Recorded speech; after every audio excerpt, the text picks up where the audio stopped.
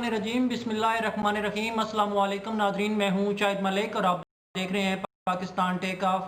Pakistan take off के तमाम नाज़रीन, जब भी मौलाना साहब पर कोई सख्त हाथ डाला जाता है तो इस्लाम खतरे में पड़ जाता है, लेकिन उससे पहले बहुत कुछ बिहाइंड द कर्टन ऐसा हो रहा हो जो हमें नज़र नहीं आता, मगर थोड़े अरसे बाद खुलकर सामने आ जाता है। तो आज इसी के ऊपर बात करते हैं। खुफिया मुलाकातों का सिलसिला जो कि बुरका पहनकर गेट नंबर 4 से हुआ करती हैं, लगता है उनका अख्ताम होने जा रहा है। पाक आर्मी अपने आप को सियासत से दूर रखना चाहती है, दूर करना चाहती है, मगर ये पार्लियामेंटेरियन, ये पार्लियामेंट के कस्टोडियन, जमहूरियत के अलमबरदार आर्मी को सक इन करते हैं या ड्रैग इन करते हैं। ये खुद दावत देते हैं कि आप बैल मुझे मार। आर्मी पर सियासत जमहूरियत के अलमबरदार जो रात के अंधेरों में आर्मी को मजबूर करते हैं, बूट पॉलिश करते हैं और बाहर निकल के कहते हैं वोट को इज्जत दो, जबकि अंदर कहते हैं बूट को इज्जत दो। वो मजबूर करते हैं आर्मी को कि वो मेन गेट से निकले, साथ 111 ब्रिगेड की सायरन की आवाज भी हो और बूटों की धमक। नाज़रीन, शेख रशीद के हलके में GHQ है या GHQ के हलके में शेख रशीद है, इस पर कोई दुरुस्त राय कायम करना बहुत मुश्किल है। मगर एक बात दुरुस्त है कि शेख रशीद को हल्का मत लें, इजी मत लें, क्योंकि ये दोनों एक दूसरे के हलके में हैं।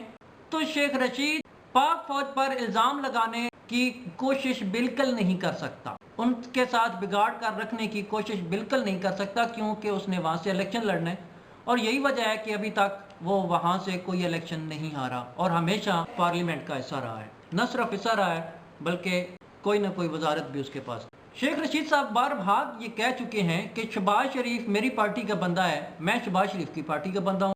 अब ये मीडिया की इस्तिलाह के गुड कॉप और बैड कॉप, GHQ में बैठे हुए 40-50 साल से नौकरी करने वाले वो लोग इतने पागल नहीं हैं कि गुड कॉक और बैड कॉक उनको ना पता चले, वो मीडिया को नहीं देखते या उनको पता नहीं। शहबाज शरीफ का ख्याल है कि वो आर्मी को बेवकूफ़ बनाते हैं, गुड कॉक और बैड कॉक, मगर उनको ये नहीं पता कि वो यूज़ हो रहे होते हैं टिश्यू पेपर की तरह। शेख रशीद साहब की ताज़ा प्रेस कॉन्फ्रेंस में उन्होंने फरमाया कि मोहम्मद ज़ुबैर साहब जनरल बाजवा साहब से कभी नहीं मिले, तो फिर ये अचानक ज़ाती हैसियत से 2 मुलाकातें। ख्वाजा आसिफ को तो रहने ही दें, उनके अपने लिए ना शर्म होती है, ना हया होती है और ना ही उनके लिए एथिक्स होते हैं, ये सिर्फ दूसरों को बताने के लिए होते हैं। मरियम नवाज और नवाज शरीफ के लिए अंडर हैंड डील ज़ुबैर साहब क्यों करना चाहते थे? एक बात कॉमन है कि नवाज शरीफ सियासत में आया तो ज़ियाउल हक साहब से डील करके, बाहर गया तो जनरल मुशर्रफ से डील करके 10 साल, वापस आया तो डील करके आया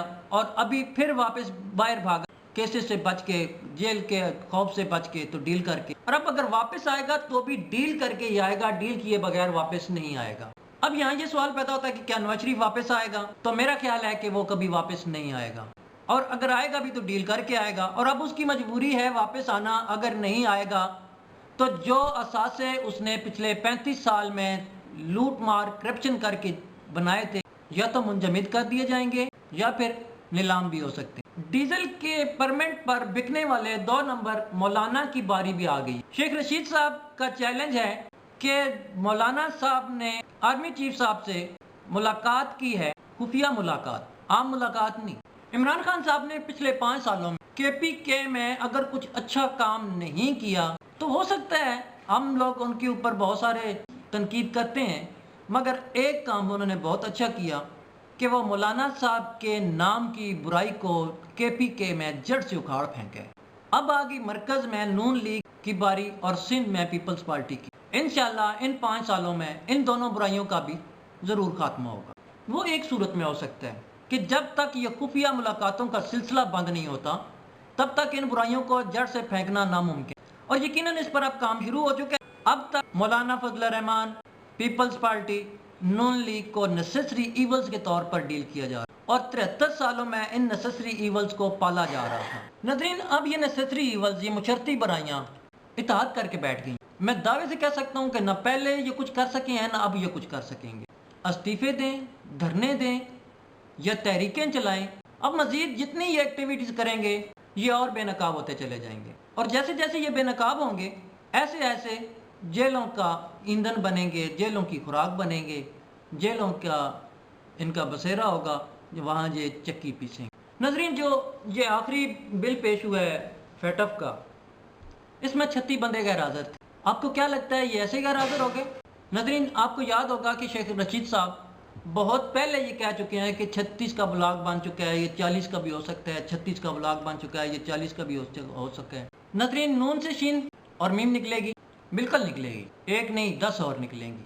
5 سال کی پابندی ہے مریم نواز پہ، تو یہ الیکشن کنٹیسٹ نہیں کر سکیں گے، جبکہ نواز شریف کے جھوٹے ضمانت نامے پر شہباز شریف بھی نائل ہو سکتے ہیں۔ یہ جو نیسیسری ایولز ہیں، اگر ان کو سیک کر دیا جائے تو ہمارا ملک ٹیک آف پوزیشن میں آ جائے گا۔ ناظرین، میں نے آپ کو شروع میں کہا تھا کہ جب مولانا پر سخت ہاتھ ڈالا جاتا ہے تو مولانا صاحب کا اسلام خطرے میں پڑ مولانا صاحب کا اسلام کے خطرے میں، اسلام خطرے میں، یہ ہے ان کا اسلام خطرے میں ہے۔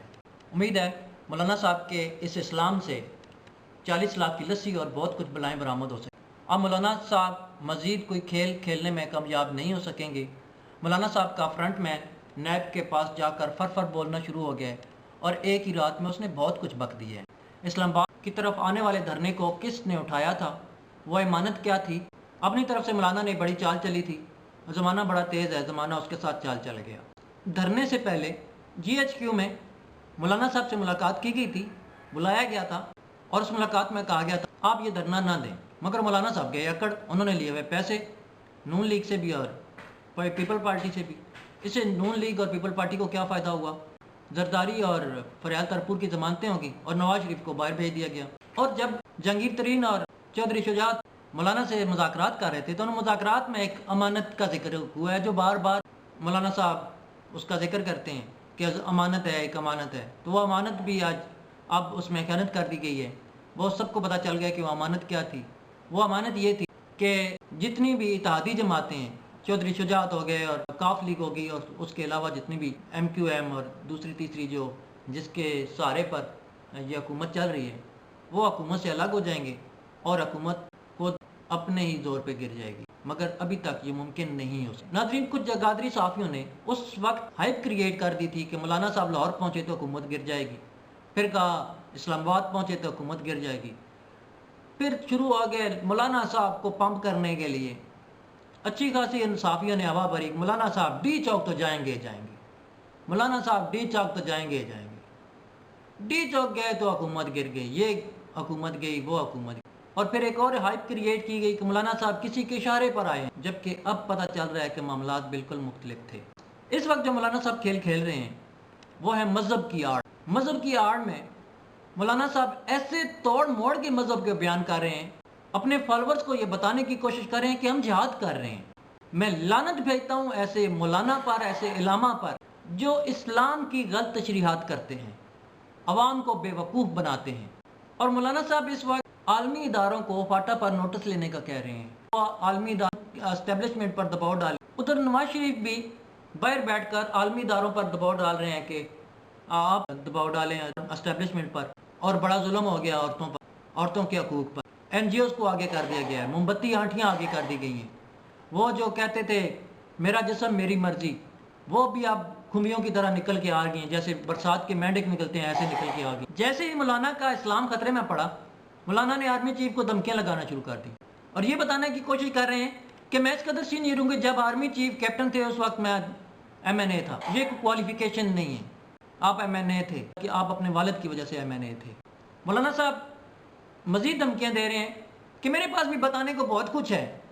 تو مولانا صاحب بتائیں نا، آپ مولانا ہیں، آپ کے انڈر بہت ہزاروں علماء ہیں، تو آپ کی مذہبی ذمہ داری بھی بنتی ہے کہ عوام کے سامنے کچھ چھپا کر نہ رکھیں، عوام کو بے وقوف مت بنائیں، عوام کو دھوکہ مت دیں۔ یہ آپ کا ایک طرح سے دھوکہ ہے عوام کے ساتھ جو آپ چھپا کے بیٹھے ہوئے ہیں۔ اور کیوں چھپا کے بیٹھے ہوئے ہیں؟ ناظرین، 3 چیزیں ہوتی ہیں: ایکشن، ری ایکشن اور رسپانس۔ اس وقت جو مولانا صاحب کر رہے ہیں وہ ری ایکٹ کر رہے ہیں، ری ایکشن دے رہے ہیں، اور ری ایکشن کبھی سوچ سمجھ کے نہیں ہوتا، یہ اچانک ہوتا ہے۔ جیسے آپ کے آگے کوئی گاڑی کے آگے کوئی بندہ آ جائے تو آپ اچانک بریک لگا دیتے ہیں، وہ آپ چاہتے نہیں ہوتے، لگا دیتے ہیں، لگ جاتی ہے۔ جیسے ہی آپ کے کان پہ مکھی بیٹھتی ہے تو آپ اچانک یوں ری ایکشن دیتے ہیں، جبکہ رسپانس بہت سوچ سمجھ کے ہوتا ہے۔ ناظرین، جب یہ خفیہ ملاقاتیں کرتے ہیں تو اس کے اوپر بہت کچھ سوچا سمجھا جاتا ہے، پھر رسپانس دیا جاتا ہے. ایسے نہیں ہوتا. تو آپ سے گزارش ہے کہ اپنے حواس خمسہ کو قائم رکھیں، ان کو جگا کر رکھیں اور ان اشاروں کو سمجھیں جو یہ ہمارے جمہوریت کے علم بردار پارلیمنٹ کی کسٹوڈین دے رہے ہیں ہمیں. ان اشاروں میں بہت کچھ ہے. اس وقت پیپل پارٹی انتشار چاہتی ہے، نون لیگ انتشار چاہتی ہے، مولانا صاحب انتشار چاہتے ہیں، کیونکہ اس انتشار میں کہیں یہ احتساب کا عمل دب جائے گا، رک جائے گا. ناظرین، ہم ایسے ہونے نہیں دیں گے. اس جھگڑے میں، مار کٹائی میں، یہ جو نیا پنڈورا باکس کھلا ہے خفیہ ملاقاتوں کا، اس میں کہیں عابد باللہ کا معاملہ چھپ گیا ہے، دب گیا ہے. اس عورت کو انصاف ابھی تک نہیں. ناظرین، پولیس کے کچھ افسران ہیں جن کو پتہ ہے کہ وہ کہاں ہے، اس کے پیچھے کون ہے، کون انتشار چاہتا تھا اور ابھی تک اس کو پکڑا کیوں نہیں گیا. یہ سوالیہ نشان ہے. آج کے لیے بس اتنا ہی. ملتے ہیں اگلی کسی ویڈیو میں، اگلی کسی نشست میں. تب تک کے لیے اللہ حافظ. پاکستان زندہ باد، پاکستان پائندہ باد، پاکستان ٹیک آف. ناظرین، آپ مجھے انسٹاگرام، فیس بک اور ٹویٹر پر بھی فالو کر سکتے ہیں. آپ سے گزارش ہے کہ چینل کو سبسکرائب کر لیں، بیل آئیکن کو پریس کر لیں تاکہ تمام نوٹیفیکیشن بر وقت ملتی رہیں. بہت شکریہ.